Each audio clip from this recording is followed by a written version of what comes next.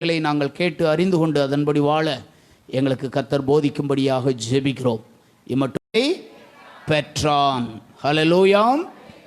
நமக்கு கொடுத்த வாக்குத்தத்தத்தை நாம் படிக்கிறோம்.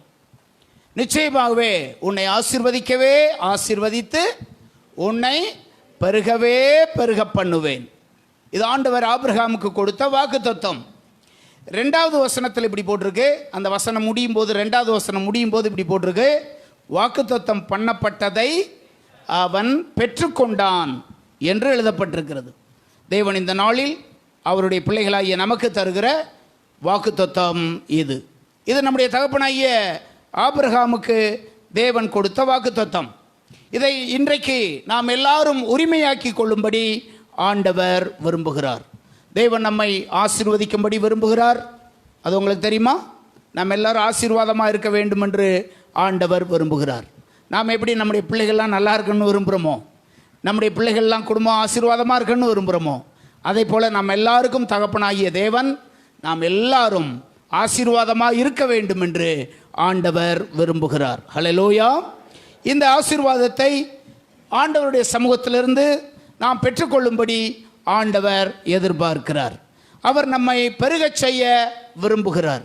அதே நேரத்தில் நம்மை ஆசீர்வதிக்க அவர் வல்லவர், நம்மை பெருகச் செய்யவும் ஆண்டவர் வல்லவர். ஹல்லேலூயா. இந்த உலகத்தில் ஆசீர்வாதம் என்று சொல்லுவது எது? சொல்லுங்க. எவைகள் இந்த உலகத்தில் ஆசீர்வாதமாக எண்ணப்படுகிறது? பணம், நல்ல வீடு, நல்ல வசதி, நல்ல உணவு, நல்ல உடை, நல்ல வீடு, வசதி வாய்ப்பாக இருப்பது, இதெல்லாம் ஆசீர்வாதமாக எண்ணப்படுகிறது. இவைகள் எல்லாம் ஆசீர்வாதமாக எண்ணப்படுகிறது. இவைகள் உலகத்தாருக்கு மட்டுமா, ஆண்டவருடைய பிள்ளைகளுக்கும் உண்டதா? ஆண்டவருடைய பிள்ளைகளுக்கு இது இருக்கா? உலகத்தாருக்கு மட்டுமா இது? அதெல்லாம் உலகத்தாருக்கு, நமக்கெல்லாம் அது இல்லை பாஸ்டர் அப்படின்னு நினைக்கிறீங்களா?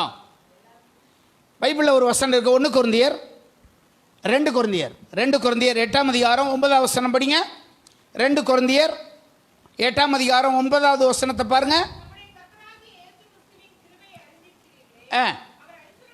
அவர் ஐஸ்வர்யம் உள்ளவராய் இருந்தும் அவருடைய தரித்திரத்தினாலே ஐஸ்வர்யம் உள்ளவர்களாகும்படிக்கு உங்கள் நிமித்தம் அவர் தரித்திரராய் மாறினார். நம் நிமித்தம் அவர் தரித்திரராய் மாறினார். ஏன்? நம்ம எல்லாரையும் ஆசீர்வதிக்கும்படியாக, நம்ம எல்லாரும் நல்லா இருக்கணுன்றதுக்காக, நம்ம எல்லாரும் ஆசீர்வாதமாக இருக்கணும் என்ற ஒரே காரணத்துக்காக ஐஸ்வர்யம் உள்ளவராய் இருந்த அவர், எல்லா ஊற்றுக்கும் காரணமாக இருந்த அவர் எப்படி நம் நிமித்தம் மாறினார்? தரித்திரராய் மாறினார். பசியோடும் தாகத்தோடும் இருந்தார். மத்தேயு 27:25 படிக்கிறோம். 27:25 நாம் வாசிக்கிறோம். இப்படி எழுதப்பட்டிருக்கிறது.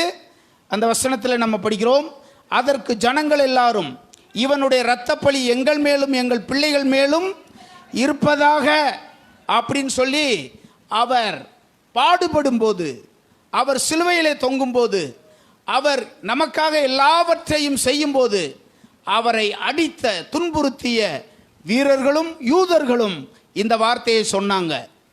அப்படி ஏன் அவர் மாறினார் அப்படின்னா, ஏன் அப்படி அவர் மாறினார்னா, அவர் ஏன் அப்படி தரித்திரராய் மாறினார்? பொதுவாக சிலுவையில் அவர் எப்படி இருந்தார்? நமக்காக பசியோடும் தாகத்தோடும் இருந்தார். இன்னும் சொல்ல போனால் எல்லா சூழ்நிலையிலேயும் ஏறத்தாழ ஒரு நிர்வாணியை போல அவர் இருந்தார். அதற்கெல்லாம் என்ன காரணம் அப்படின்னா, நாம் எல்லாரும் நல்லா இருக்கணுன்றதுக்காக, நாம் எல்லாரும் ஆசீர்வாதமாக இருக்க வேண்டும் என்பதற்காக, நாம் ஆசீர்வாதமாக இருக்க, நாம் வாழ்ந்திருக்க, நாம் சுகித்திருக்க, நல்ல வாழ்வு வாழ, எல்லாவற்றிலேயும் மேன்மை உள்ளவர்களாக இருக்க ஆண்டவர் தம்மை தாமே நமக்காக அப்படியாய் அவர் மாறினார். 2 கொரிந்தியர் 8:9 அப்படிதான் போட்டிருக்கு. நீங்கள் அவருடைய தரித்திரத்தினாலே நீங்கள் எல்லாரும் நல்லா இருக்க வேண்டும் என்பதற்காக உங்கள் நிமித்தம் அவர் அப்படி ஆனார். இந்த நாளிலேயும் ஆபிரகாமை ஆண்டவர் அழைத்தார். நாம் எல்லாருக்கும் தெரியும். ஆபிரகாம் தேவனால் அழைக்கப்பட்டான், தேவனால் ஆசீர்வதிக்கப்பட்டான், தேவனால் உயர்த்தப்பட்டான். இதெல்லாம் நாம் பைபிள்ல இருந்து நம்ம படிக்கிறோம். அவன் ஆசீர்வதிக்கப்படுவதற்கு முன்பாக தேவனிடமிருந்து வாக்குத்தத்தத்தை அவன் பெற்றுக்கொண்டான் அப்படின்னு நாம் பார்க்கிறோம். ஆண்டவர் அவனை அழைத்து அவனை ஒரு தேசத்தை வாக்கு பண்ணி அந்த தேசத்துக்கு வா என்று அழைத்த போது அவனோடு கூட இருந்தவங்க யாருமே இல்லை. அவனிடத்தில் இருக்கிற எல்லாவற்றையும் விட்டுவிட்டு அவன் தனிமையாய் தேவனுடைய வார்த்தையை கேட்டு அவன் வந்தான். ஏசாயாவின் புஸ்தகம் 51 அதிகாரம் வசனம் 2 நம்ம படிக்கிறோம் அல்லவா? ஏசாயா 51:2 நம்ம வாசிக்கிறோம் அல்லவா?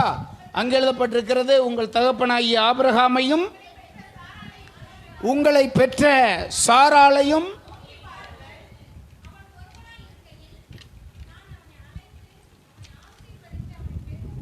இந்த இடத்துல போட்டிருக்கு.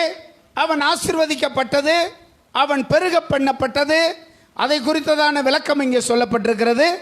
அவன் ஒருவனாயிருக்கையில் அவனை அழைத்து அவனை ஆசீர்வதித்து அவனை நான் பெருக பண்ணினேன். இப்பொழுது இது சம்பந்தமான இன்னொரு வசனத்தை புதிய ஏற்பாட்டில் நம்ம பார்த்தோம்னா, ஸ்தேவான் தன்னுடைய பிரசங்கத்திலே இதை குறித்து என்ன சொல்றார் பாருங்க. அது அப்போஸ்தலர் நடபடிகள் 7 அதிகாரம் 2 வசனத்திலே நாம் இப்படி படிக்கிறோம். சகோதரரே, பிதாக்களே, கேளுங்கள்.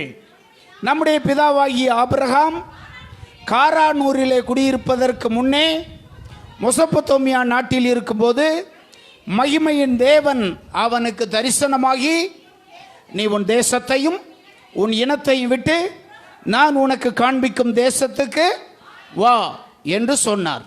இங்கே 2 ஊர் போட்டிருக்கு.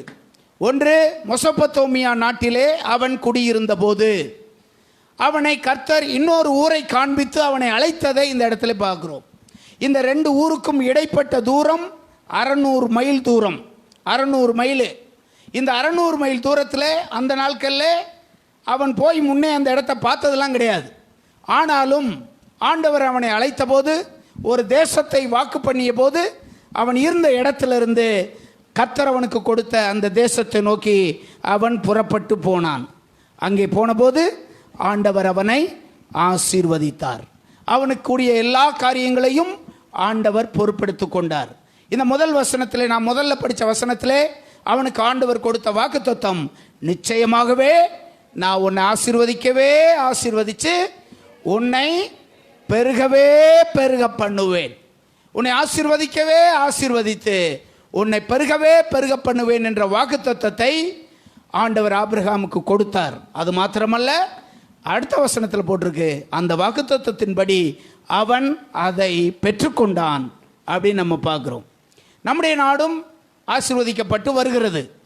நம்முடைய ஆசீர்வாதம், நம்முடைய தேசம் ஆசீர்வதிக்கப்படுவதற்கு ஒரே காரணம், இங்கே இருக்கிற தேவனுடைய பிள்ளைகள் தேவனை நோக்கி பார்த்து எங்கள் தேசத்தை ஆசீர்வதியும் என்று ஜெபிக்கிற ஜெபத்தினாலே ஆண்டவர் நம்முடைய தேசத்தை ஆசீர்வதித்து கொண்டே வருகிறார். நான் கடைசியாக நான் போன வெளிநாட்டில் இருந்து ஏர்போர்ட்டுக்கு வரும்போது, அந்த காரில் வரும்போது, இரவு நேரத்தில் அந்த தேசத்தை காரில் வரும்போதே ஃபோட்டோ எடுத்துக்கிட்டு வந்தேன். அதை வீட்டில் காமிச்சேன். அந்த படத்தை, தேசம் இரவு நேரத்தில் எப்படி இருக்குது என்று பார்ப்பதற்காக பிள்ளைகள்கிட்டலாம் அதை காமிச்சேன்.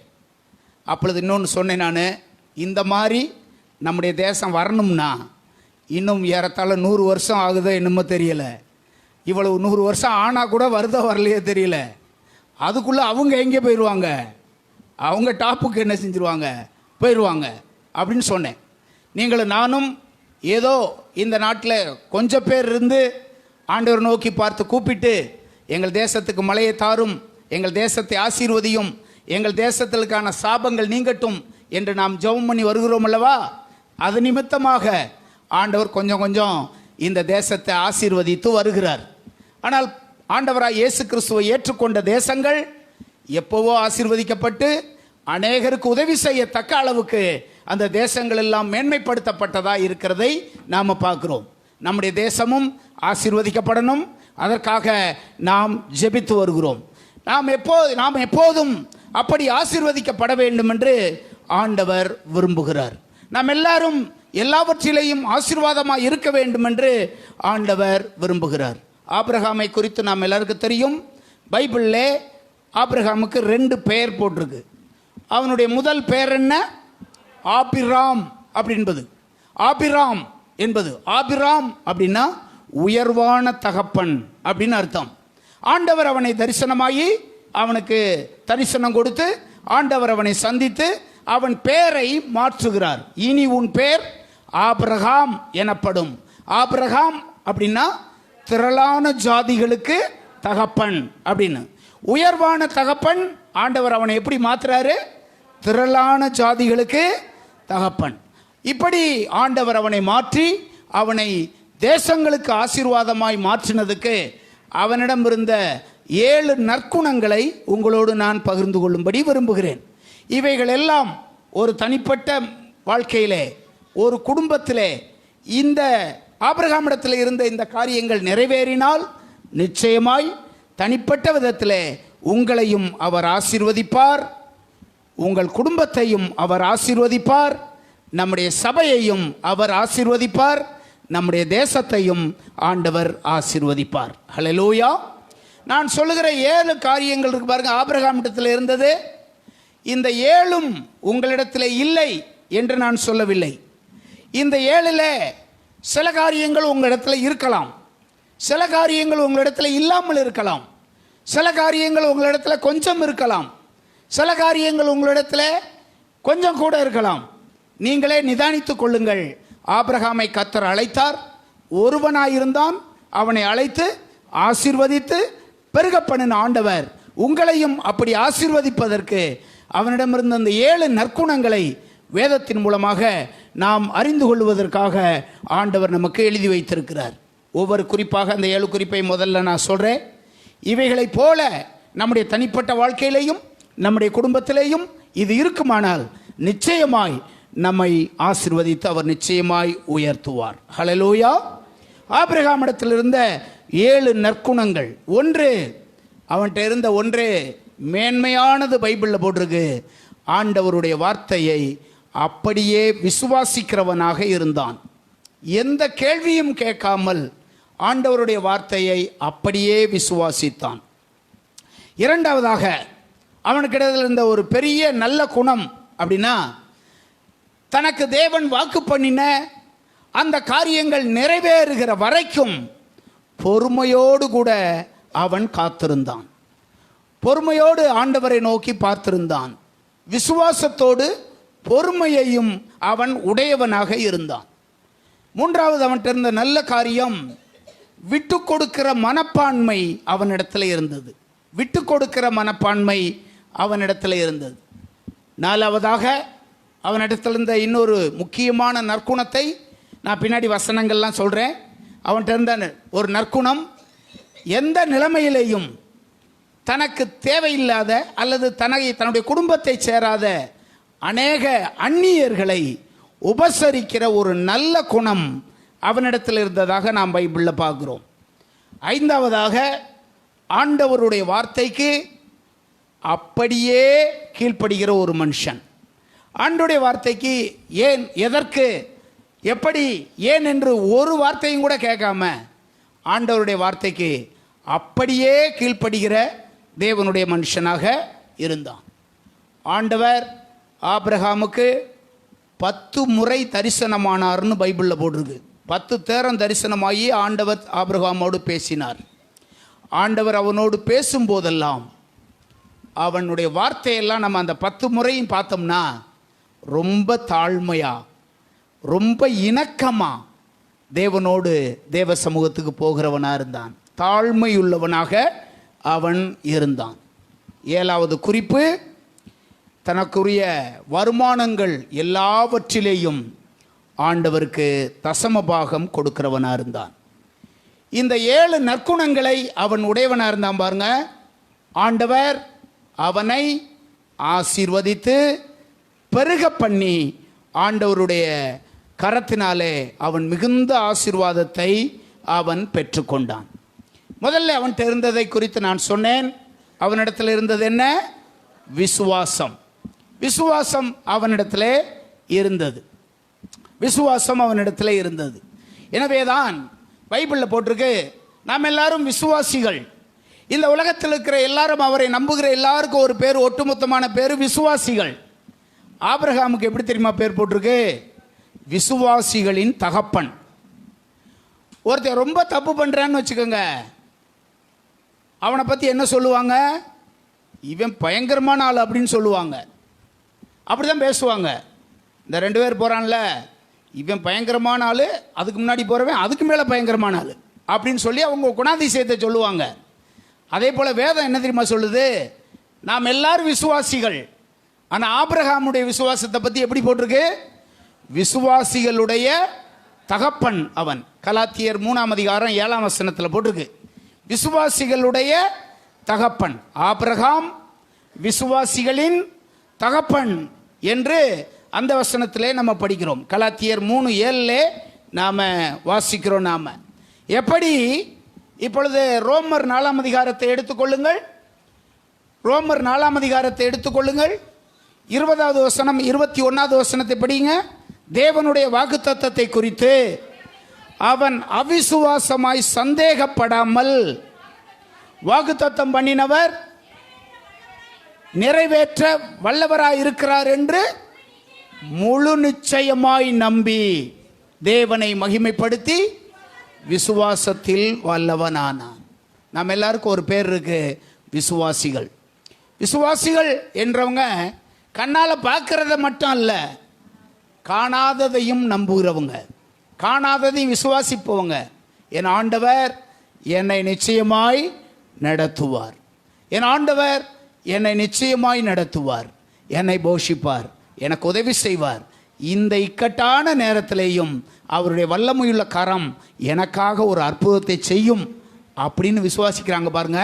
அவங்க தான் காணாததை விசுவாசிக்கிறவங்க. தேவன் வாக்குப்பத்ததை நிறைவேற்ற வல்லவர் என்று முழு நிச்சயமாய் நம்பி, தேவன் வாக்கு பண்ணினதை நிறைவேற்ற வல்லவர் என்று முழு நிச்சயமாய் நம்பி அப்படின்னு அங்கே போட்டிருக்கு. எனவே தேவனுடைய பிள்ளைகள், உங்கள் எல்லாருக்கும் ஆண்டவர் வாக்கு பண்ணியிருக்கலாம், வாக்கு பண்ணியிருக்கிறார். இதில் எவ்வளவும் சந்தேகப்படாமல் எல்லாவற்றையும் அவர் உனக்காக செய்ய வல்லவர் என்று நம்பும்போது நிச்சயமாய் உனக்கான காரியத்தை அற்புதமாய் அதிசயமாய் அவர் செய்து முடிப்பார். ஹல்லேலூயா. 2 கொரிந்தியர் 5ஆம் அதிகாரம் 6வது வசனத்தில் போட்டிருக்கு. 2 கொரிந்தியர் 5ஆம் அதிகாரம் 6வது வசனத்தில் நம்ம படிக்கிறோம். அந்த இடத்துல போட்டிருக்கு, நாம் தரிசித்து நடவாமல் விசுவாசித்து நடக்கிறோம். ஒன்னொன்னையும் பார்த்துக்கிட்டு அல்ல, ஒன்னொன்னையும் பார்த்துக்கிட்டு அல்ல, ஆண்டவரை நம்பி நம்ம நடக்கிறோம். ஒவ்வொரு நாளும் ஆண்டவரை நம்பி நம்ம என்ன செய்கிறோம்? நாம் நடக்கிறோம். ஆண்டவரை நம்பி விசுவாசிக்கிறோம். ஆண்டவரை நம்பி நாம் நம்புகிறோம், விசுவாசிக்கிறோம். ஒரு நாள் ஒரு கூட்டத்தில் பிரசங்கம் பண்ணுறதுக்காக போயிருந்தேன். அங்கே போவதற்கு ஒரு 1500 ரூபாய்க்கு பெட்ரோல் போட்டு நான் அந்த ஊருக்கு போயிருக்கேன், பிரசங்கம் பண்ணேன். அவருக்கு பிரசங்கம் பண்ணி முடித்த உடனே ஒரு கவரில் காணிக்கை வச்சு கொடுத்தார். அந்த காணிக்கையில் அவர் 1000 ரூபா வச்சு கொடுத்தார். நான் எவ்வளோ செலவழித்து போயிருக்கேன்? 1500 ரூபா செலவழித்து அந்த கூட்டத்துக்கு போயிருக்கேன். கூட்டம் முடிஞ்ச உடனே அவர் அவ்வளோதான் காணிக்கை கொடுத்தார். சரி, நான் என்ன யோசிச்சேன்னா, ஆண்டவரே, நான் உமக்காக ஊழியம் பண்ண வந்திருக்கேன், இவர் எனக்கு காணிக்கை கம்மியாக கொடுத்தாலும் யார் மூலமாவது எப்படியாவது என் தேவைகளை சந்திப்பீர். இதுவரைக்கும் ஒரு குறை வைக்காத ஆண்டவர், என் தேவைகளை நீர் அற்புதமாய் சந்திக்க வல்லவராக இருக்கிறீர். வருகிற வழியிலேயே ஒரு நபரை நான் சந்தித்தேன். வர்ற வழியில் அவங்க எனக்கு பழக்கப்பட்டவங்க, இங்கே இருந்தவங்க, இப்போ சென்னையில் இருக்காங்க.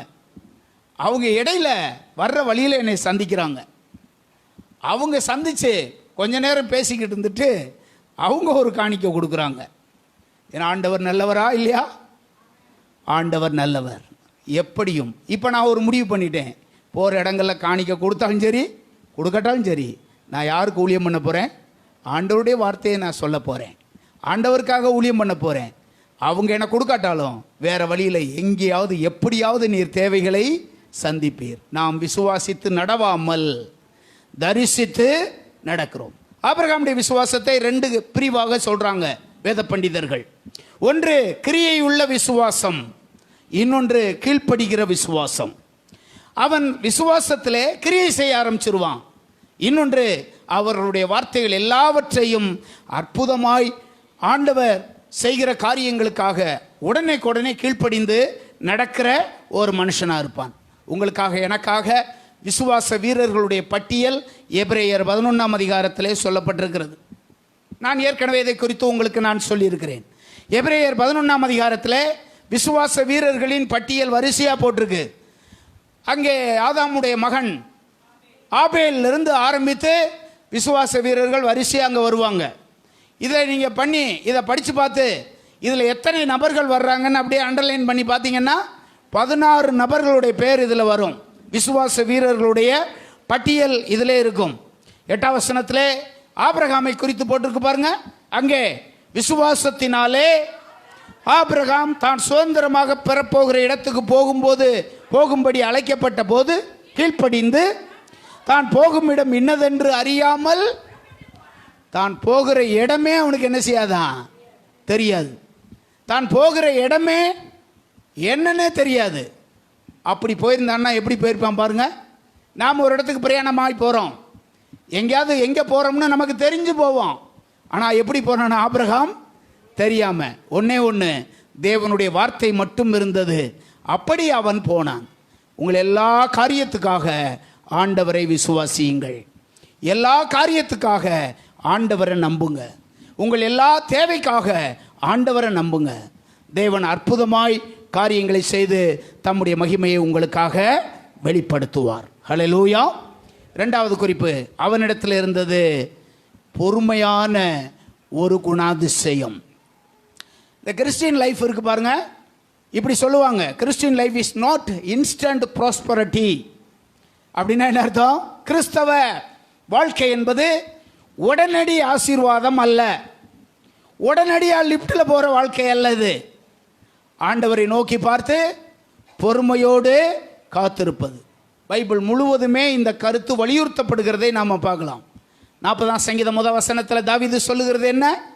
40:1 தாவீது சொல்லுகிற வார்த்தை என்ன? கர்த்தருக்காக பொறுமையோடு கூட நான் காத்திருந்தேன். கர்த்தருக்காக காத்திருந்தேன், பொறுமையோடு கூட காத்திருந்தேன். அவர் என்னிடமாய் சாய்ந்து என் கூப்பிடுதலை கேட்டார். சில காரியங்களுக்காக ஆண்டவரிடத்தில் நீங்கள் பொறுமையோடு காத்திருக்கலாம். பொறுமை என்பது நம்முடைய பலவீனம் அல்ல, பெருமை என்பது நம்முடைய பலவீனம் அல்ல, அது ஆண்டவர் மேலே வச்சிருக்கிற ஆழ்ந்த நம்பிக்கை. ஆண்டவர் எனக்காக காரியங்களை செய்வார், செய்யட்டும் எனக்காக. அது வரைக்கும் நான் என்ன செய்ய போகிறேன்? பொறுமையாக இருக்க போகிறேன். எனக்காக அவர் காரியங்களை செய்கிற வரைக்கும் நான் பொறுமையாக இருக்க போகிறேன். எப்படி எனக்காக அவர் காரியங்களை நிச்சயமாய் செய்வார்.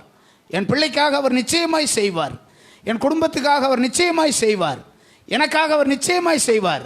அது வரைக்கும் நான் ஆண்டவரை நோக்கி பார்த்து பொறுமையோடு நான் காத்திருக்க போகிறேன். 11ஆம் அதிகாரம் எபிரேயர் முழுவதும் அப்போஸ்தலனாகிய பவுல் சொல்லிவிட்டு 12ஆம் வசனம் வரும்போது, 12ஆம் அதிகாரம் வரும்போது 1 வசனத்தில் இப்படி சொல்லுவார், ஆகையால் மேகம் போன்ற திரளான சாட்சிகள் நம்மை சூழ்ந்து கொண்டிருக்க பாரமான யாவற்றையும் தள்ளிவிட்டு விசுவாசத்தை துவக்கிறவரும் முடிக்கிறவரும் ஆகிய இயேசுவை நோக்கி ஓட்டத்திலே. இந்த வசனம் முடியும் போதும் ஒரு வார்த்தை போட்டிருக்கு. என்ன போட்டிருக்கு? பொறுமையோடு தேவனுடைய பிள்ளைகள் போகணும், பொறுமையோடு போகணும். பொறுமை என்றால் என்ன? ஆண்டவர் பேரில் நம்ம வச்சிருக்கிற ஆழ்ந்த நம்பிக்கை. 138:8 படிக்கிறோம் அல்லவா? கர்த்தர் எனக்காக யாவையும் செய்வார். எத்தனை பேர் அதை நம்புறீங்க, விசுவாசிக்கிறீங்க? கரங்களை உயர்த்தி ஆமென் சொல்லுங்க. இது வரைக்கும் உங்களுக்கு செஞ்சிருக்காரா? இது வரைக்கும் உங்களுக்கு போதுமானவராக இருந்திருக்காரா? இந்த தேவன் என்றென்றைக்கும் உள்ள நம்முடைய தேவன் மரண பரியந்தம் உனக்கு உதவி செய்வார். அல்லேலூயா. மரண பரியந்தம் உன்னை ஆண்டவர் நடத்துவார், மரண பரியந்தம் அவர் உனக்கு உதவி செய்வார். 3வது குறிப்பு நான் சொன்னேன், ஆபிரகாம் விட்டு கொடுக்கிற ஒரு தேவனுடைய மனுஷனாக இருந்தான். ஆதியாகமத்தின் புஸ்தகம் 13ஆம் அதிகாரத்தை நாம் எடுத்துக்கொள்ளலாம். வசனம் 8ஆம் வசனம் 9ஆம் வசனத்தில் நம்ம பார்த்தோம்னா ஒரு சம்பவத்தை நான் சொல்கிறேன். நம்ம எல்லாருக்கும் பல முறை நான் சொல்லியிருக்கேன் இதை குறித்து. ஆபிரகாமை கர்த்தர் அழைத்த போது ஆபிரகாம் தேவனுடைய சத்தத்தை கேட்டு அவன் இருந்த இடத்திலிருந்து புறப்பட்டு வருகிறான். அவனோடு கூட அவனுடைய சகோதரன் மகனாகிய லோத்துவும் புறப்பட்டு வருகிறான். ஒருவேளை நான் இப்படி எண்ணுகிறேன், லோத்துவனுடைய அப்பா லோத்து சின்ன பையனாக இருக்கும்போதே இறந்து போயிட்டார். உடனே தன்னுடைய அப்பா கூட பிறந்த ஆபிரகாமுடைய குடும்பத்தோடு கூட அந்த பையன் ஒட்டி கொண்டார். எனவே இவர் புறப்பட்டு போகும்போது லோத்துவும் அவனோடு கூட புறப்பட்டு வருகிறதை பார்க்கிறோம். 2 பேருக்கும் ஆடு மாடுகளும் ஒட்டகங்களும் ஏராளமாய் பெருகி இருந்தது. இப்பொழுது இவங்களுக்கும் மந்தை மேய்ப்பர்கள் இருந்தார்கள். ஆபிரகாமுக்கும் லோத்துவுக்கும் தனித்தனியாக மந்தையும் தனித்தனியாக மேய்ப்பர்களும் இருந்தாங்க. ஒரு காலகட்டம் வந்தபோது 2 மேய்ப்பர்களுக்குள்ளே சண்டை வந்துருச்சு. இந்த மேய்ப்பர்களுக்குள்ளேயும் அந்த மேய்ப்பர்களுக்குள்ளேயும் 2 பேருக்கும் பெரிய சண்டை வந்துருச்சு. இது ஆபிரகாமுக்கு கேள்விப்படுகிறதான். உடனே ஆபிரகாம் அந்த மந்தைக்கு வர்றான், லோத்துவை பார்க்குறான். லோத்துவை பார்த்து இப்படி பேசுவான், லோத்து இங்கே வா, யாரு, நமக்குள்ளே வாக்குவாதம் வேண்டாம். நாம் 2 பேருமே யாரு, சகோதரர். நமக்குள்ளே வாக்குவாதம் வேண்டாம். நாம் இப்போ ஒரு காரியத்தை செய்வோம். நீ ஒரு பக்கம் போயிரு, உன் மந்தையெல்லாம் கூட்டிக்கிட்டு, நான் ஒரு பக்கம் போயிடுறேன் என்னுடைய மந்தையை கூட்டிக் கொண்டு. ஆனால் ஒன்று, உனக்கு முதல்ல எது விருப்பமோ அதை நீ எடுத்துக்க. உனக்கு எது விருப்பமோ நீ எடுத்துக்க. நீ விட்டதை நான் என்ன செய்கிறேன், எடுத்துக்கிறேன். நீ விட்டதை நான் எடுத்துக்கொள்ளுகிறேன். இதை சொன்னது யார் தெரியுமா, ஆபிரகாம். வீடுகளில் சகோதரர்களுக்குள்ளே சொத்தெல்லாம் பிரிப்பாங்க, இடத்தெல்லாம் பிரிப்பாங்க. ஒரு சின்ன இடம்தான் அது. சகோதரர்கள் அதை ஒருத்தருக்கு விட்டு கொடுக்க மாட்டாங்களே. எத்தனை பேர் அதை பார்த்துருக்கீங்க? நீங்கள் எல்லாரும் அதை பார்த்துருப்பீங்க. உங்கள் குடும்பத்திலே கூட அது நடந்திருக்கும். கூட பிறந்த தங்கச்சி, இதை நான் விட்டு கொடுக்க மாட்டேன், இது எனக்கு வேணும் அப்படின்ட்டு அடம் பிடிக்கும். அண்ணன் கூட பெரிய சண்டையை போடும். இதெல்லாம் நம்ம பார்த்துருக்கோம். உங்களுக்கு என்ன தெரியும் போது பாஸ்டர், நீங்கள் ஒரு பையன், உங்களுக்கு பிரச்சனையே கிடையாது, எங்களை மாதிரி இருந்தால் தானே உங்களுக்கு பிரச்சனை வரப்போகுது அப்படின்னு உங்களில் சிலர் கூட சொல்லலாம். ஏன்னா நான் ஒரு பையன்தான், அதனால் எனக்கு ஒன்றும் பிரச்சனை கிடையாது. ஒரு பையனாக இருக்கிறவங்களுக்கு கொஞ்சம் பிரச்சனை இருக்காது, ஒரு பிள்ளையாக இருக்கிறவங்களுக்கு. ஆனால் ஒன்றுக்கு மேற்பட்ட பிள்ளைகள் இருக்கும்போது தான், அந்த இதெல்லாம் பிரிக்கும்போது தான் அண்ணனாவது தம்பியாவது பாசமாவது அதாவது இதாக எல்லாம் ஓடி போயிடும். இது எனக்கு கண்டிப்பாக வேணும்னு ஒருத்தருமே அடம் பிடிப்பாங்க. ஒரு குடும்பத்தை குறித்து நான் கேள்விப்பட்டேன். பக்கத்தில் உள்ள ஒரு ஊரில் அண்ணனும் தம்பியும் ஒரு சின்ன இடத்துக்காக, அந்த இடத்து நிமித்தமாக போய் கேஸ் போட்டு, அந்த கேஸுக்காக அந்த இடத்தை விட பல மடங்கு 2 பேரும் செலவு பண்ணி, அந்த தீர்ப்பு வர்றதுக்கு முன்னாடி 2 பேருமே செத்து போயிட்டாங்க. அண்ணனும் செத்து போயிட்டாரு, தம்பியும் செத்து போயிட்டாங்க. இது ஆண்டவர் அறியாத ஒரு குடும்பத்தில், இந்த பக்கத்தில் ஒரு கிராமத்தில் நடந்தது. அவங்கள்ட்ட அது நடக்கலாம். இங்கே இருக்கிற நம்முடைய குடும்பத்தில், யாருடைய குடும்பத்திலையும் அது நடக்கக்கூடாது. ஒரு சின்ன காரியம்தான், அதை விட்டு கொடுத்துருங்க, ஆண்டவர் உங்களை ஆசீர்வதிப்பார். நீங்கள் விட்டு கொடுப்பது எது, உங்களுடைய இயலாமையினால் அல்ல, அதை விட பல ஆசீர்வாதத்தை ஆண்டவர் எனக்கு தருவார்னு நம்புங்க. அதை விட பல ஆசீர்வாதத்தை ஆண்டவர் உனக்கு தருவார் என்று நீங்கள் விசுவாசிங்க. அப்படி விசுவாசித்து வாக்குவாதம் பண்ணாமல் விட்டு கொடுத்துட்டீங்கன்னா, ஆண்டவருக்காக நீங்கள் அதை செஞ்சீங்கன்னா ஆண்டவர் உங்களை பார்ப்பார். இது நிமித்தமாக அந்த காரியத்தை விட உங்களுக்கு ஆசீர்வாதத்தை அவர் அதிகமாக ஆண்டவர் தருவார். ஹல்லேலூயா. அதை விட்டு கொடுத்த மாத்திரத்தில் அந்த லோத்துக்கிட்ட இப்படி பேசுகிறான், உனக்கு எது வேணுமோ, எந்த பங்கு வேணுமோ முதல்ல நீ எடுத்துக்க. லோத்து 4 திசைகளையும் திரும்பி இப்படி பார்க்குறான். ஒரு திசையை பார்க்குறான், அது செழிப்புள்ளதாக இருக்குது, ஏதேனை போல இருக்குது. இவனிடத்தில் ஆடு மாடுகள் நிறையா இருக்குது. அவன் பார்க்குறான், இந்த பக்கம் புறம் வறட்சியாக இருக்குது, இந்த பக்கம் புறம் வெறும் வித்தியாசமாக இருக்குது. ஆனால் இந்த பகுதி மட்டும் செழிப்பான ஒரு பகுதியாக இருக்குது. நம்ம இதை வச்சு, ஆடு மாடுகளை வச்சு நல்லா பிழைக்கலாம் என்று சொல்லி ஆபிரகாம்கிட்ட வந்து சொல்லுவான், நான் இந்த கிழக்கு திசையை நான் எடுத்துக்கிறேன் அப்படின்னு சொல்லுவான். அதற்கு ஆபிரகாம் சந்தோஷமாக விட்டு கொடுப்பான். ரைட்டுப்பா, அந்த பக்கம் நீ எடுத்துக்க அப்படின்ட்டு விட்டு கொடுத்ததுக்கு பின்னாடி மாம்சத்தில் ஒரு எண்ணம் வரும். என்ன எண்ணம் வரும், இப்படி கொடுத்துட்டோமே, இப்படி வாக்கு பண்ணிட்டோமே அப்படின்ற எண்ணம் கூட வரலாம். இப்படி விட்டு கொடுத்துட்டோமே தங்கச்சிட்ட, தம்பிகிட்ட இதை சொல்லிட்டோமே என்ற எண்ணம் கூட வரலாம். இந்த எண்ணம் வந்துச்சோ வரலையோ, ஆண்டவர் உடனடியாக ஆபிரகாம்கிட்ட வருகிறார். ஆபிரகாமே, ஒன்றும் பயப்படாத, அவனுக்கு கிடைத்தது அந்த ஒரு பகுதி தான். ஆனால் நீ கால் மிதிக்கிற எவ்விடத்தையும் நான் உனக்கு தருவேன். நீ கால் மிதிக்கிற 9ஆம் வசனத்தில் அப்படி தானே போட்டிருக்கு. 13ஆம் அதிகாரம் 8ஆம் வசனம் 9ஆம் வசனம் நம்ம படிக்கும்போது, நீ கால் மிதிக்கிற எவ்விடத்தையும் நான் உனக்கு தருகிறேன். ஆபிரகாம் ஆண்டவர்கிட்ட லோத்துக்கிட்ட இப்படி சொல்லுவார், நீ வலதுபுறம் போனால் நான் இடதுபுறம் போகிறேன், நீ கிழக்க போனால் நான் மேற்க போகிறேன், எங்கே நீ போறிய நீ போய்க்க என்று விட்டு கொடுத்தான். இதை ஆண்டவர் பார்த்தாரு.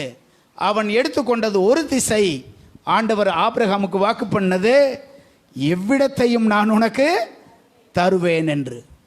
பிற்காலத்தில் 2 சந்ததியையும் நாம் பார்க்குறோம். லோத்துவின் சந்ததி, ஆபிரகாமின் சந்ததி. எது ஆசீர்வதிக்கப்பட்டது? ஆபிரகாமினுடைய சந்ததி. ஹல்லேலூயா.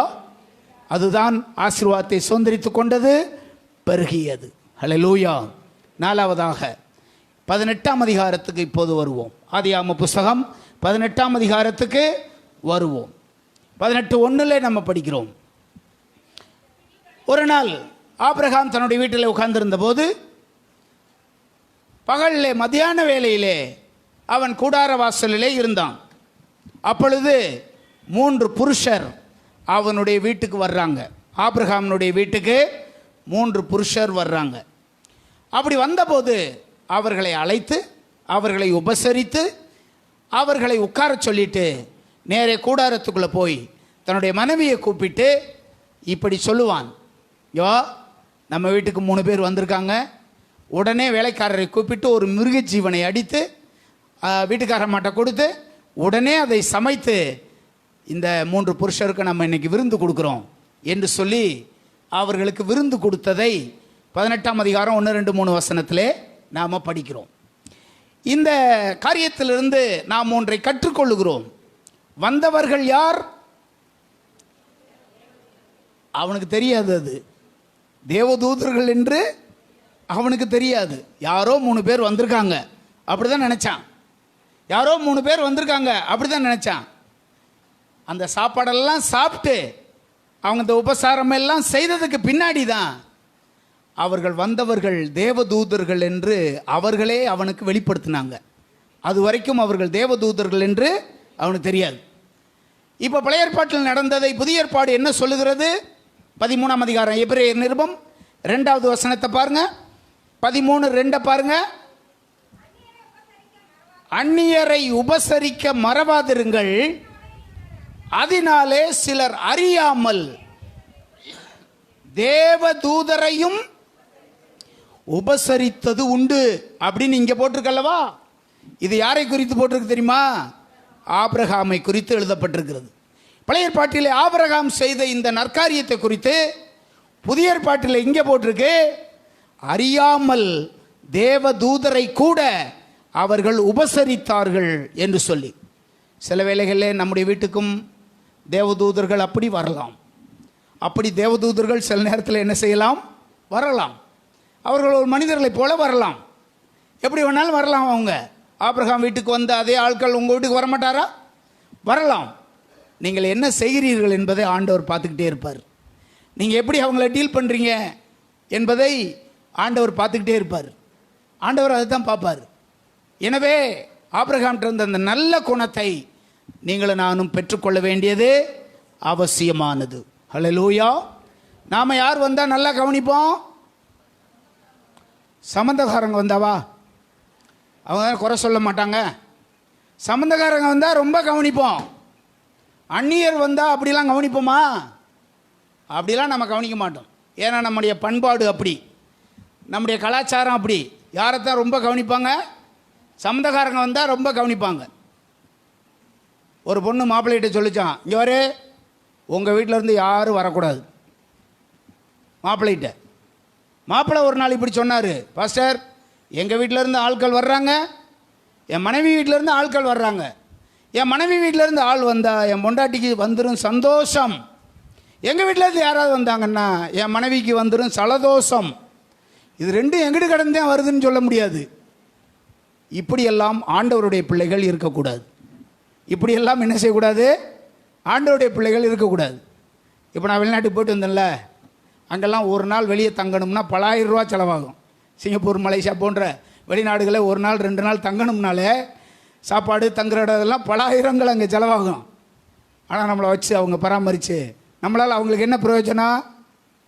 நம்ம எதுவும் செய்ய போகிறோமா அவங்களுக்கு? அப்படிலாம் ஒன்றும் செய்ய போகிறதில்ல. அவங்க யாருன்னு நமக்கு தெரியாது, அவங்க முன்ன பின்ன பெரும்பாலும் தெரியாது. அவங்களா என்ன ஒரு நாள் சந்தித்தாங்க ஒரு ஹோட்டலில், அவங்கள தான் என்ன வர சொன்னாங்க. நீங்கள் வாங்க பாஸ்டர், எப்போ வேணாலும் வாங்க பாஸ்டர், எங்கள் வீட்டில் நீங்கள் தங்கிக்கோங்க, ஏசி ரூம் இருக்குது, நீங்கள் எங்கள் தேசத்தில் ஊழியம் பண்ணணும், பிரசங்கம் பண்ணணும், அதுக்கான ஏற்பாடுகள்லாம் நான் பண்ணி கொடுக்குறோம். இவங்க யார்? இவங்களுக்கு ஒரு ஊழியக்காரருடைய ஆசீர்வாதம் அவங்களுக்கு கிடைக்குமா இல்லையா? ஒரு ஊழியக்காரனுக்குரிய அவங்கள வச்சு பராமரித்து ஊழியம் செய்ய வச்சா அந்த ஆசீர்வாதம் அவங்களுக்கு இருக்குமா இல்லையா? அவங்க ரொம்ப கஷ்டப்படுவாங்க. எனக்கு எப்படியாவது நல்ல சாப்பாடு கொடுக்கணுன்றதுக்காக பாஸ்டர் சாப்பிட்ற மாதிரி சாப்பாடு கொடுக்கறதுக்கு ரொம்ப தூரமாக காரில் கூட்டிகிட்டு போவாங்க சாப்பாட்டுக்கு. அப்படிலாம் அவங்க செய்கிறதுக்கு காரணம் என்ன அப்படின்னா, அந்த கிறிஸ்துவின் அன்பு. கிறிஸ்துவின் அன்பு. அந்நியரை உபசரிக்கிற யாரையும் ஆண்டவர் வெறுமையாக விடவே மாட்டார், வெறுமையாக விட மாட்டார். இந்த நல்ல குணம் ஆபிரகாமுக்கு முன்மாதிரியாக ஆபிரகாமுக்கு இருந்திருக்கு.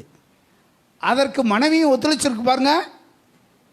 அவர் மிருகஜீவனை வேலைக்காரங்க அடித்து கொண்டாந்துருக்காங்க. சமைக்கிறது யார் தான் சமைக்குது? சாரால் சமைக்குது.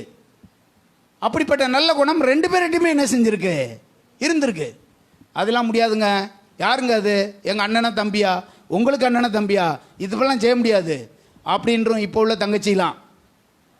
சாரால் அப்படிலாம் சொல்லலை. உடனே அதை காரியங்களை செய்து உடனே அந்த அவங்களுக்கான காரியங்களை செஞ்சாங்க. குடும்பமாய் அந்த குடும்பத்தை ஆண்டவர் வெறுமையாக விடலை, ஆண்டவர் ஆசீர்வதித்து பெருக பண்ணி அவர்களுக்கு உதவி செய்கிறார். ஹல்லேலூயா. அப்படியெல்லாம் அவர் செய்கிறார். இந்த அன்பினால தான், இந்த அன்பை நான் சின்ன வயசுலேயே தேவ பிள்ளைகள்கிட்டலாம் பார்த்துருக்கேன். குறிப்பாக நான் படிக்க போன இடத்துல பைபிள் காலேஜில் அன்பு செலுத்தி சாப்பாடு கொடுத்து வேதத்தை கற்றுக் கொடுத்து ரொம்ப நேசித்து அவங்க வச்சுக்கிட்டாங்க. இந்த அன்பு எங்கேருந்து தான் வரும்னா, உலகத்தார்ட்ட இது இருக்காது, தேவனுடைய பிள்ளைகள்கிட்ட தான் அது இருக்கும். இங்கே இருக்கிற எல்லா தேவ பிள்ளைகள்கிட்டையும் அது இருக்கணும். அப்படி இருந்தால் ஆண்டவர் உங்களை மாத்திரமல்ல உங்கள் பிள்ளைகளையும் ஆண்டவர் ஆசீர்வதிப்பார். ஹல்லேலூயா. 5வது குறிப்பு 22ஆம் அதிகாரம் 18வது வசனம். 22ஆம் அதிகாரம் 18வது வசனம். ஆதியாகமம். நீ என் சொல்லுக்கு கீழ்ப்படிந்தபடியால் உன் சந்ததிக்குள் பூமியில் உள்ள சகல ஜாதிகளும் ஆசீர்வதிக்கப்படும் என்றும் என் பேரில் ஆணையிட்டேன் என்று கர்த்தர் சொல்லுகிறார். இந்த இடத்துல ஆண்டவர் ஆபிரகாமை பார்த்து ஒரு வாக்குத்தத்தத்தை இப்படி சொல்றாரு. நீயும் உன் சந்ததியும் இந்த பூமியில் உள்ள காலம் எல்லாம் நிச்சயமா அவங்க ஆசீர்வாதமா இருப்பாங்கப்பா. ஏன் தெரியுமா? இந்த ஒரு காரியம் அங்கே போட்டிருக்கு. நீ என்னுடைய சொல்லுக்கு கீழ்ப்படிந்தபடியால், என் சொல்லுக்கு நீ கீழ்ப்படிஞ்சபடினால உன்னை நிச்சயமா ஆசீர்வதிப்பேன். ஆண்டவர் நம்மிடத்தில் எதிர்பார்க்கிறது என்ன அப்படின்னா, அவருக்கு எல்லா காரியத்திலையும் நம்ம என்ன செய்யணும்? கீழ்ப்படியணும். எல்லா காரியத்திலையும் அவருக்கு கீழ்ப்படுகிறோமா என்று நம்மை நாமே யோசித்து சிந்தித்து பார்க்க வேண்டியது அவசியமானது. பைபிளில் ஆபிரகாமை குறித்து 14 அதிகாரங்களில் போட்டிருக்கு. அவனை ஆண்டவர் சந்தித்து, ஆண்டவர் அவனுக்கு வாக்குத்தத்தம் கொடுத்து, அவனுக்கு முதல் சந்தித்ததிலிருந்து அவனுடைய மரண காலம் வரைக்கும் 14 அதிகாரங்களில் ஆபிரகாமுடைய சரித்திரம் சொல்லியிருக்கு. இந்த 14 அதிகாரத்தில் 10 முறை ஆபிரகாமுக்கு கர்த்தர் தரிசனமாகி பேசுவார். இந்த 10 முறையும் அவனுக்கு ஆசீர்வாதமும் வாக்குத்தத்தமும் அது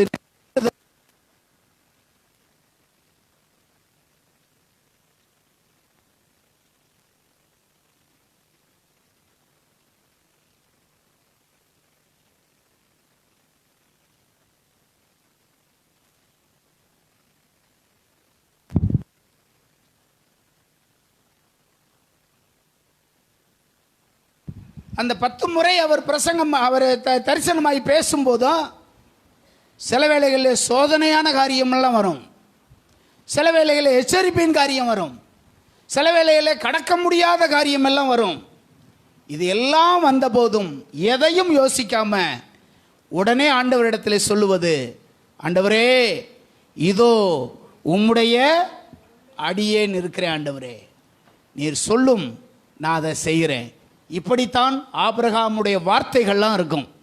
இந்த 10 முறை ஆண்டவர் ஆபிரகாமுக்கு தரிசனமான போதும் தேவனிடத்தில் அவருடைய சொல்லுக்கு அப்படியே கீழ்ப்படிந்தான். அதற்கு உச்சமான ஒன்று, ஈசாக்கை பலியிட ஆண்டவர் கேட்டபோது ஏதேனும் ஒரு காரியத்தை சொல்லி நான் அதை கூட செய்கிறேன் ஆண்டவரே, இதை மட்டும் கேட்காதீங்கன்னு நம்மெல்லாம் சொல்லியிருப்போம். கண்டிப்பாக நம்ம அப்படி தானே சொல்லியிருப்போம், அப்படி தான் நம்ம சொல்லியிருப்போம், அப்படி தான் நம்ம அதெல்லாம் சொல்லியிருப்போம். நம்ம எல்லாருக்கும் தெரியும், ஒரு பெரிய செல்வந்தர், அந்த இயேசு பண்ணை வச்சிருக்கிறவர் ஒரு பெரிய செல்வந்தர், பல எஸ்டேட்டு அது இதுன்னு நிறைய வச்சுருக்காங்க. பண்ணப்புறத்தை சேர்ந்தவங்க, இந்த இயேசு பண்ணை வச்சுருக்காங்கல்ல அவங்க பரம்பரையாக இந்து குடும்பத்தை சேர்ந்தவங்க. ஒரு நாள் ஆண்டவர் அவங்களோட பேசினார்.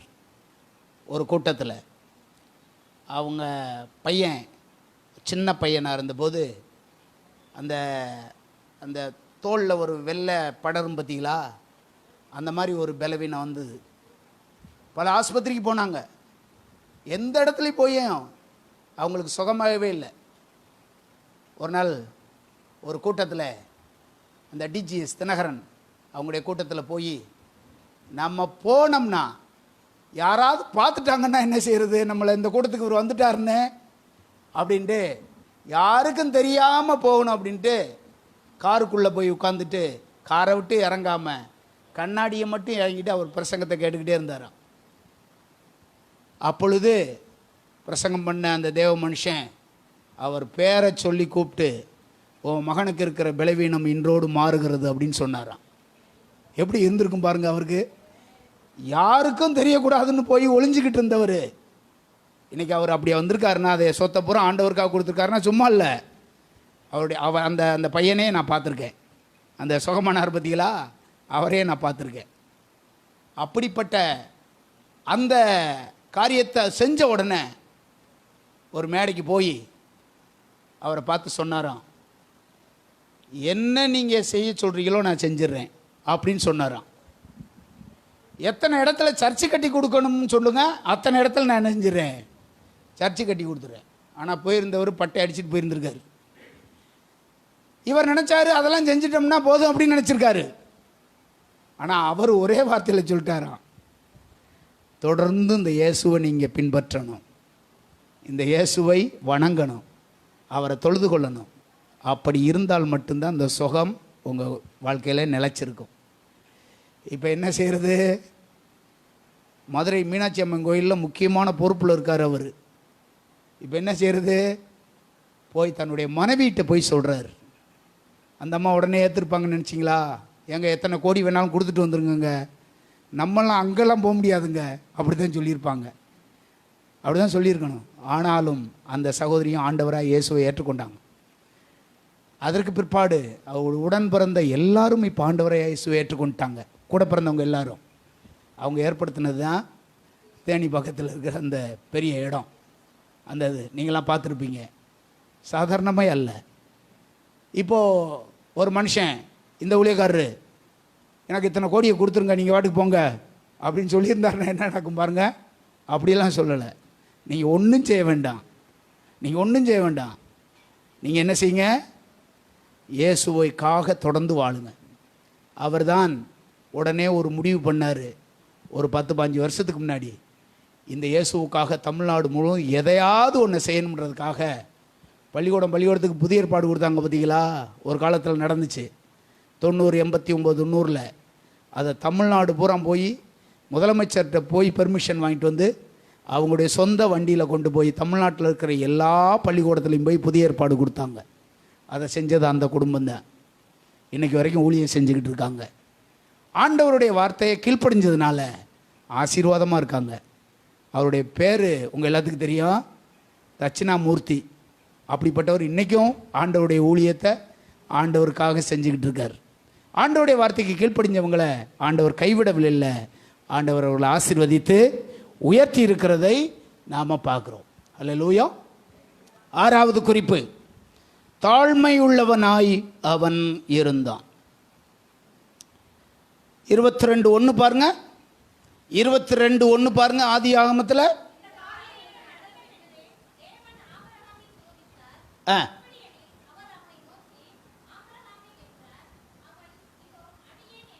அவனுடைய வார்த்தையெல்லாம் பாருங்க.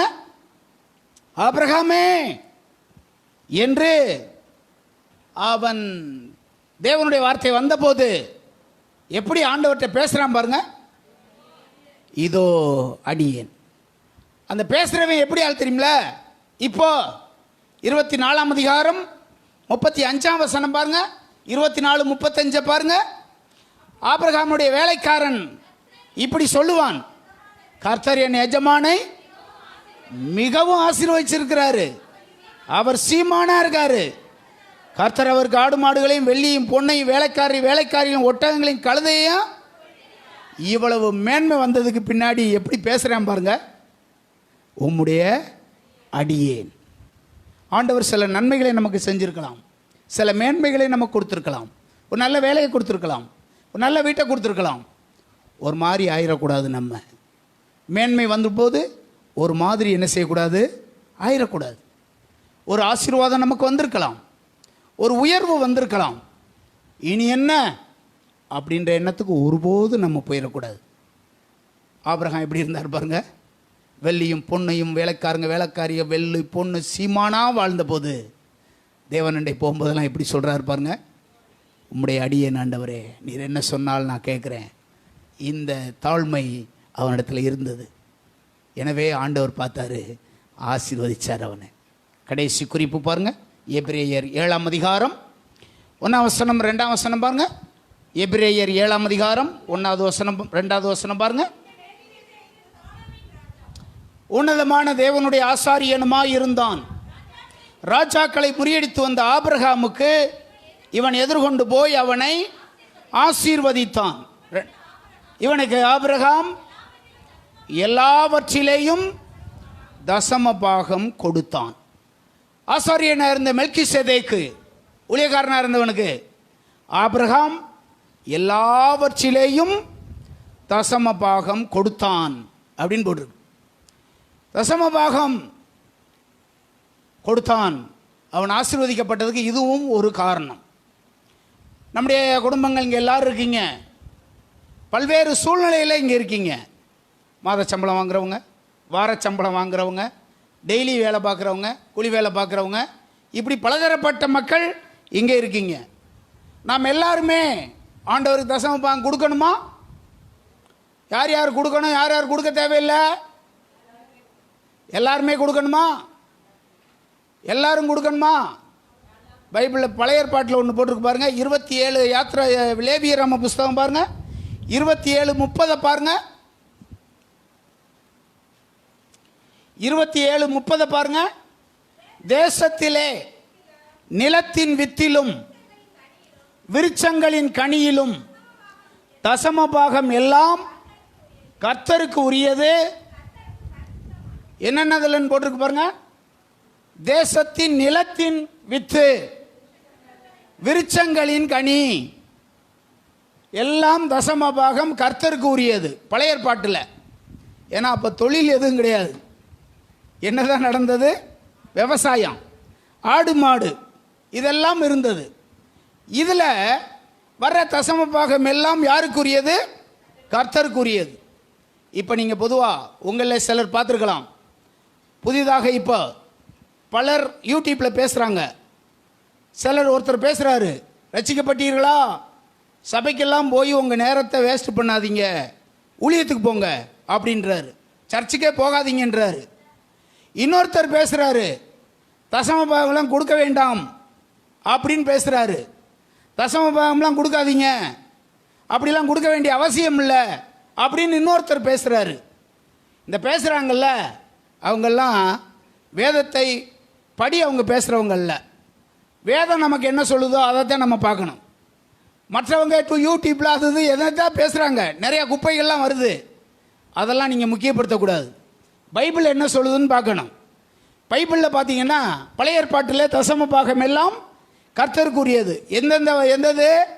நிலத்தின் வித்தில், விருட்சங்களின் பலனில், ஆடு மாடுகளில் எல்லாம் கர்த்தருக்கு உரியது அப்படின்னு போட்டிருக்கு. 10 வருஷம் சர்ச்சுக்கு வந்தவர், 10 வருஷமாக சபைக்கு வந்தவர் ஒரு நாள் என்கிட்ட வந்து கேட்டார், பாஸ்டர் ஊட தசம பாகம்ன்றீங்களே அப்படின்னா என்ன பாஸ்டர் அப்படின்னு கேட்டார். அப்படின்னா என்ன அர்த்தம்?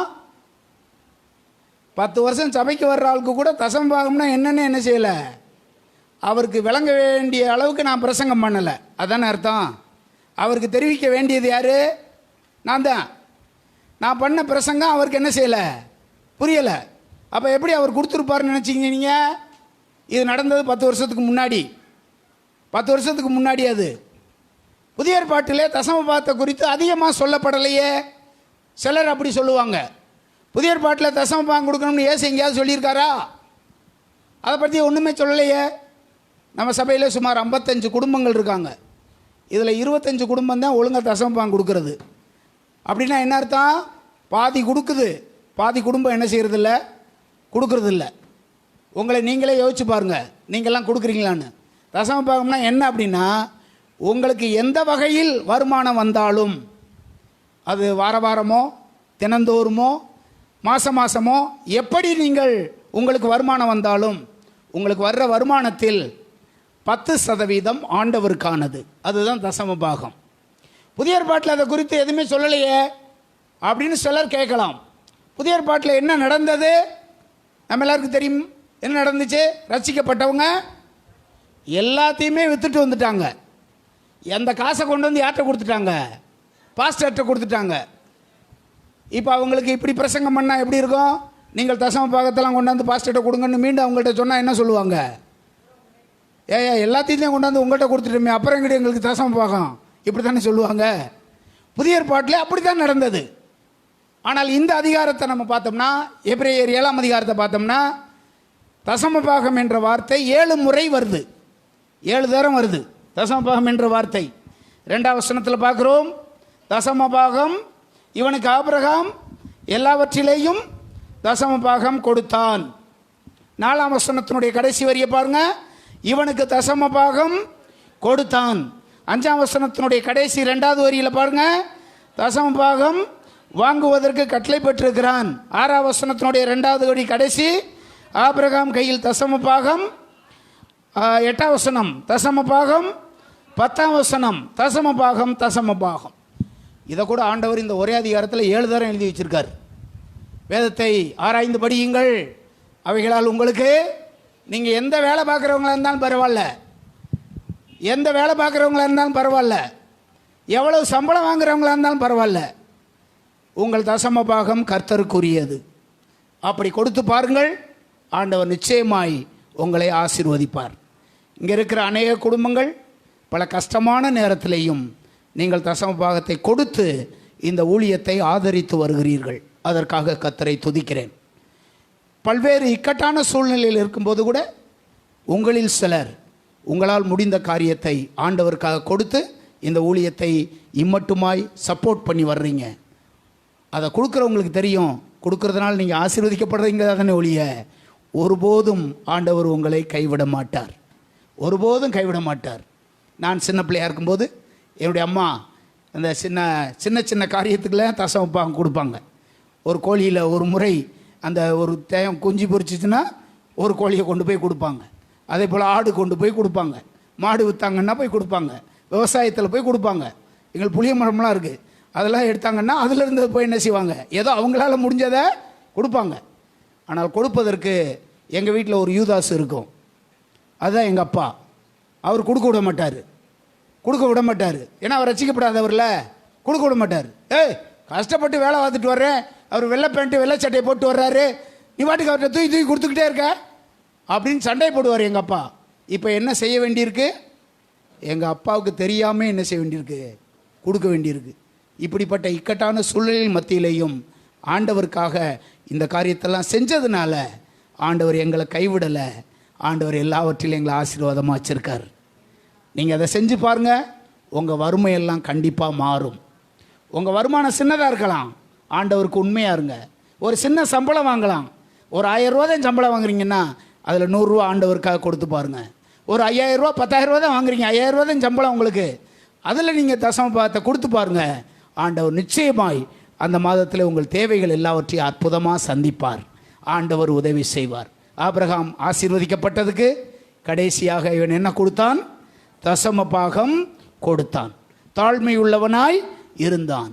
அடியேன் என்று சொல்லி தன்னை தாழ்த்தினான். அந்நியரை உபசரித்தான். விசுவாசம் உள்ளவனாக இருந்தான். பொறுமையோடு கூட காத்திருந்தான். விட்டு கொடுத்தான்.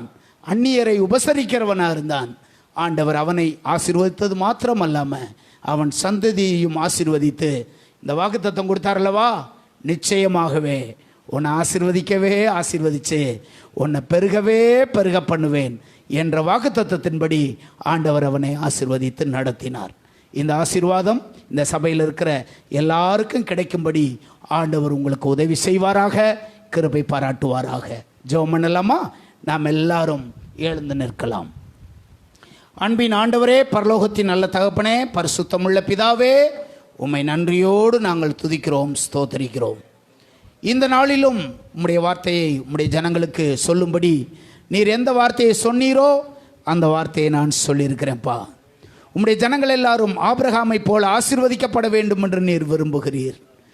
ஆபிரகாமை கர்த்தர் அழைத்து வாக்குத்தத்தம் கொடுத்து அவனுக்கு வாக்குத்தத்தத்தின்படியே அதை நிறைவேற்றி கொடுத்து அவனை ஆசீர்வதித்து உயர்த்தினதை நாங்கள் அறிந்திருக்கிறோம்.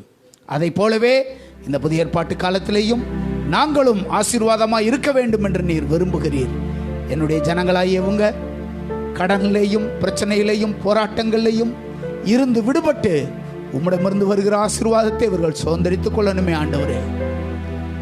எங்கள் சபையில் இருக்கிற மக்களுடைய ஆசீர்வாதத்துக்காக நான் ஜெபிக்கிறேன். குடும்பங்களில் இருக்கிற வறுமைக்காக நான் ஜெபிக்கிறேன். குடும்பங்களில் உள்ள இல்லாமைக்காக நான் ஜெபிக்கிறேன். தேவரீர் உம்முடைய கிருபையுள்ள கரம் இவர்கள் மீது அமரட்டும். உம்முடைய வாக்குத்தத்தங்கள் இவங்களுக்கு பலிக்கட்டும். ஆண்டவரே, பள்ளத்தில் இருக்கிற பல குடும்பங்கள் மேடேறி வரட்டும். இவங்களுடைய சூழ்நிலை மாறட்டும். நீங்க ஒரு அற்புதம் செய்யும்படி உம்மை நோக்கி பார்த்து வேண்டுகிறேன்.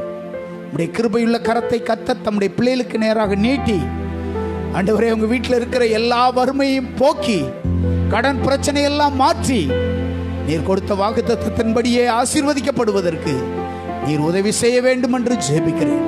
உம்முடைய பிள்ளைகளின் எல்லா காரியங்களையும் கர்த்தர் பொறுப்படுத்திக் கொள்ளும். ஆபிரகாமுக்கு இருந்த இந்த 7 நற்குணங்கள் எங்கள் ஒவ்வொருவருடைய வாழ்க்கையிலையும் பெருகுவதாக உதவி செய்வீராக, கிருபை பாராட்டுவீராக. இந்த இடத்துல நோண்டு இருக்கிற உம்முடைய பிள்ளைகள் ஒவ்வொருவருக்காக ஸ்தோத்திரம். உம்முடைய தயவு, இரக்கம், கிருபை தொடர்ந்து உம்முடைய பிள்ளைகளோடு கூட இருந்து நடத்தட்டும், உதவி செய்யட்டும். இயேசுவின் நாமத்தில் ஜெபிக்கிறோம் ஜீவனுள்ள நல்ல பிதாவே. ஆமேன், ஆமேன், ஆமேன். என் ஆத்துமாவே கர்த்தரை ஸ்தோத்திரி, முழு உள்ளமே பரிசுத்த நாமத்தை ஸ்தோத்திரி. என் ஆத்துமாவே கர்த்தரை ஸ்தோத்திரி. கர்த்தர் செய்த சகல உபகாரங்களையும் மறவாதே. நம்முடைய கர்த்தராகிய இயேசு கிறிஸ்துவின் கிருபையும் பிதாவாகிய தேவனுடைய அன்பும் பரிசுத்த ஆவியானுடைய ஆசீர்வாதமும் இன்றும் என்றும் சதா காலமும் நம்மை விட்டு நீங்காமல் நிலைத்திருப்பதாக. ஹல்லேலூயா, ஹல்லேலூயா, ஹல்லேலூயா. எல்லாருக்கும்